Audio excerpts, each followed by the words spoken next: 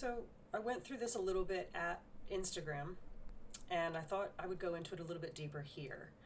So basically, I did a little numerology tidbit when it comes to the next year coming. So 2026, when you reduce that down, it reduces to 1.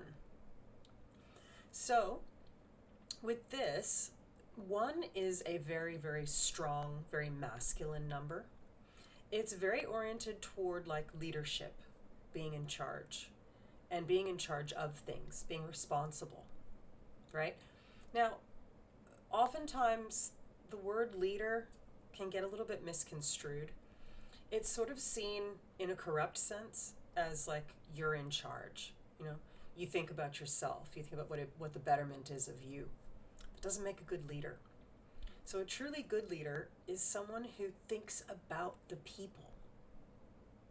They think about the people they're leading, not themselves. When you think about all the jobs you've had, who've been the best managers, the best bosses, the ones who had your interests in mind. If they were thinking about themselves and the money, it wasn't a good business, and you didn't want to stay working for them. That doesn't make a good leader. It never has, and it never will. Good leaders are the ones who want the people who they support. And I said support on purpose, not dominate and control, support. Those people know that leader is out for them, out to make their life easier, out to make things better for the collective, for everybody. This is altruism in its true form. This is the highest vibration when it comes to the number 1. Low vibration is linked and I guess led by fear. And this means that they're going to think about themselves because they're in a survival mechanism at this stage. They're just thinking about what I have to do. Okay. I have to be the one in charge. I have to feel like I'm in power. That's low vibration stuff. When they're in high vibration, they understand that it'll end up working out for them and everybody else if they think about everybody else.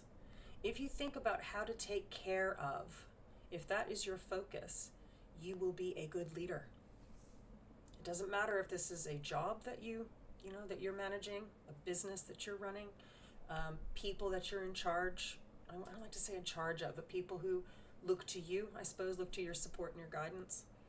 A politician, any position of power, a truly, truly good leader is one who thinks about, okay, what makes things better for everybody, or at least most groups? How can I look at it in that sort of regard?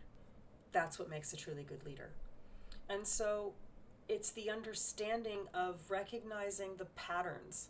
What things happened in the past that didn't work? What things did those leaders do? What was their focus? How did it unravel? How did it not work? All of these things get to be taken into account, and then you can look at the patterns. It's pretty consistent with most leaders in the past. I mean, not all, but too many in my opinion. It was about conquering. It was about domineering. It was about being in control of and trying to grasp as much power as possible. You'll never have power if you're constantly trying to chase after it and grasp it and take it.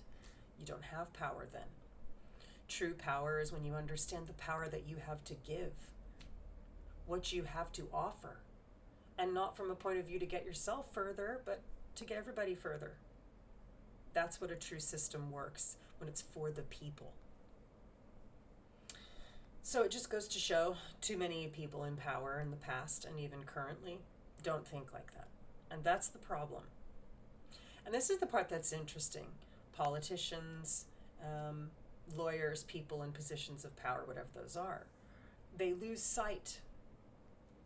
And I guess that's the whole point as well. The ones who would be good at the role don't want to do it. Either they don't want to deal with the corruption that's already set in place, which of course is understandable, or they don't want to be in that position because there's this perceived idea that a person in power is supposed to be in control. They're supposed to be domineering.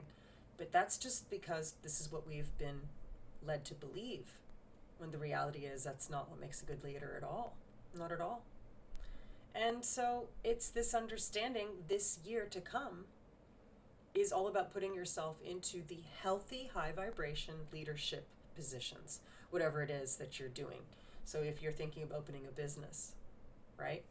Again, you've got to look at some of the other more complexities, like what in Chinese astrology, for instance, what's the animal that you are, that you were born under, what year? And then, of course, the year following, I have to look up, I can't remember exactly what it is, but I'd be able to find that one out. I might do a video on that one. But that animal and how it relates to you will give you some ideas. Also, the element related,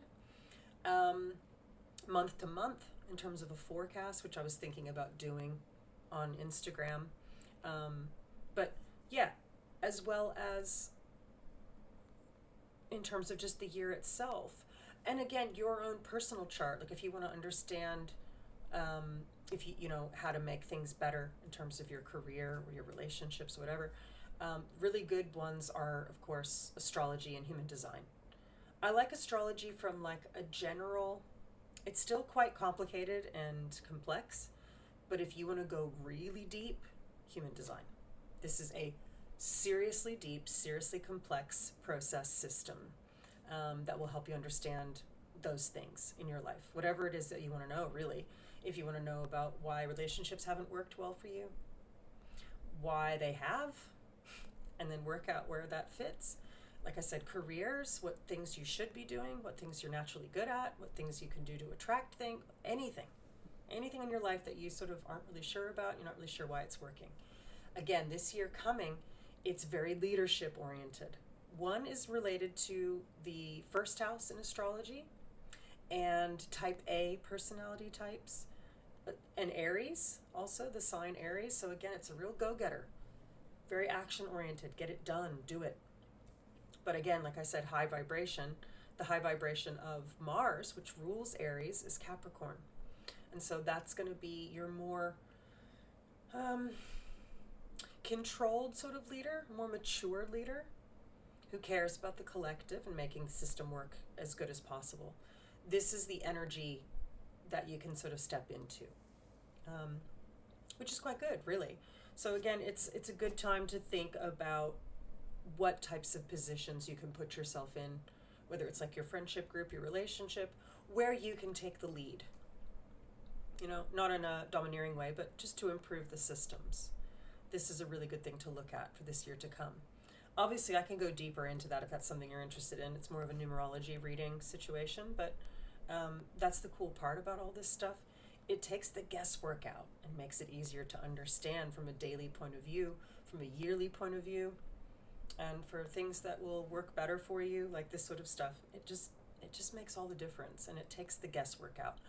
I know some people can be a bit nervous about that. They'd rather not know.